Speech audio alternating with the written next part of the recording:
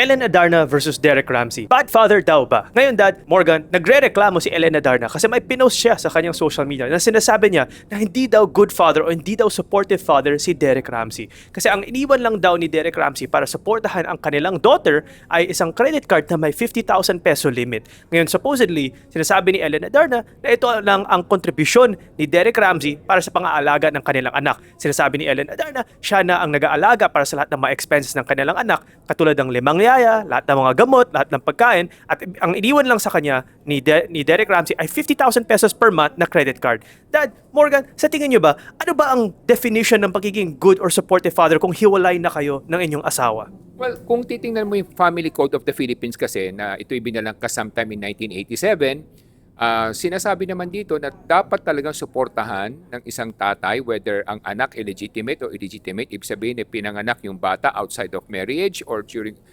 either within the marriage arrangement, na dapat suportahan talaga ng isang tatay ang kanyang anak o ang kanyang supling. No? So talagang nandun yun sa ating batas, Family Code of 1987 na balangkas yun. Prior to that, meron tayong Civil Code of the Philippines. So 1950 naman binalangkas yun. Ang pagkakaiba lang kasi ng Civil Code noong 1950 sa kanong Family Code noong 1987, yung kanilang inheritance. No? So sabihin, pag pinanganak ka outside of marriage, normally, prior to 1987, yung inheritance rights mo hindi naka-define, walang detalyadong award yon. Samantalang noong 1987, meron ng batas na sinasabing, kahit na anak ka sa labas, meron kang inheritance rights, yung nga lang mas maliit dun sa legitimate child. So yun ang pagkakaiba lang ng dalawa, Civil Code and Family Code.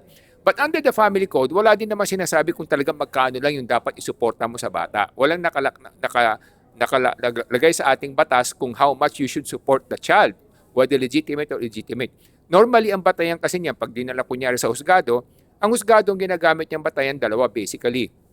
Ang una diyan, kung ano yung pangangailangan ng bata. Kasi minsan yung mga bata, baka merong abnormalities, kailangan niya ng special care, may disability. So, iba yung pangangailangan ng bata. O kung normal naman yung bata, kung ano yung pangangailangan ng bata, una. Pangalawa, pangalawang batayan is kung magkano yung kinikita ng tatay.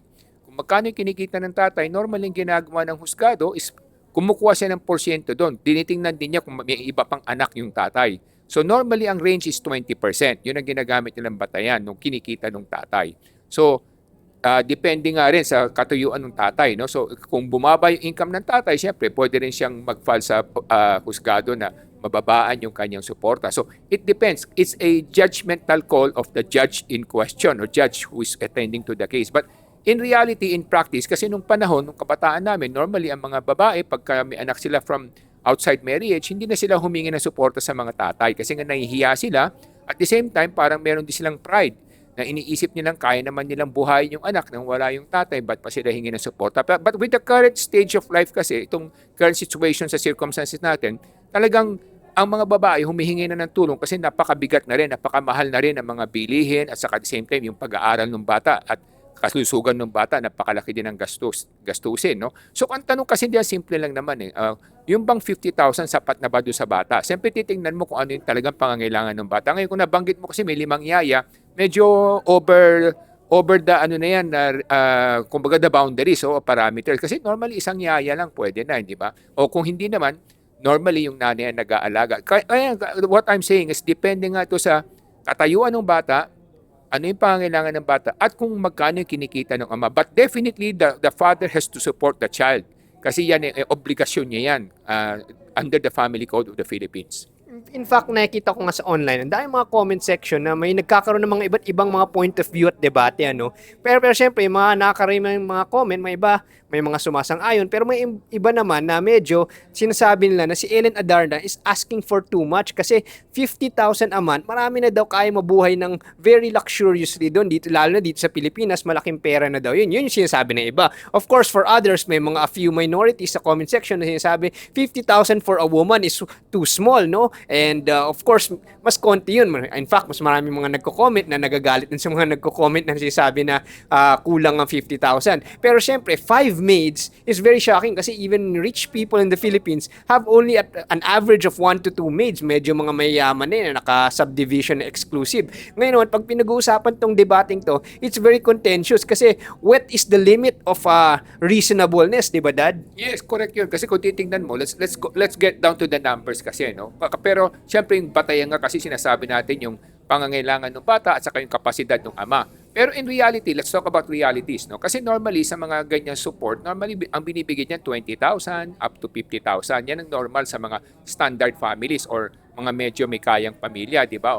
Pero kasi kung titingnan mo, magkano ba minimum wage sa Pilipinas? 700 pesos per day, di ba? So kung minultiply mo yan by 22 days, lumalabas mga 16,000 pesos lang yan, hindi ba? Per month. So kung binigyan niya ng 50,000, bali 3 times na ng taong nagtatrabaho under a minimum wage yon. So bali lumalabas 48,000, di ba? 3 tao na nagtatrabaho sa minimum wage on a per month basis, assuming na 22 days per month ang trabaho nila. So hindi natin pwede sabihin maliit yung amount kasi nga medyo higit na siya sa trabaho ng 3 under minimum wage. At pangalawa, siyempre, depende nga kasi subjective eh. Ang pera kasi subjective, di ba? Sa iba, maliit yung amount, sa iba, malaki yung amount. Depende sa pangangailangan at nakasanayan ng tao. Kasi yun yung isang issue dito. Ano ba yung nakasanayan, di ba? Kasi kung sinasabi mong 5 yaya, yung bang 5 yaya, yung bata lang ba inaalagaan o baka naman may iba ring bata, baka may iba pa silang anak o may iba pang anak sa iba na hindi natin alam, di ba? So baka naman yung panggastos din ng babae, nandun na rin, di ba? Siguro kaya parang kulang yung 50,000 kasi iba yung nakasanayan niya.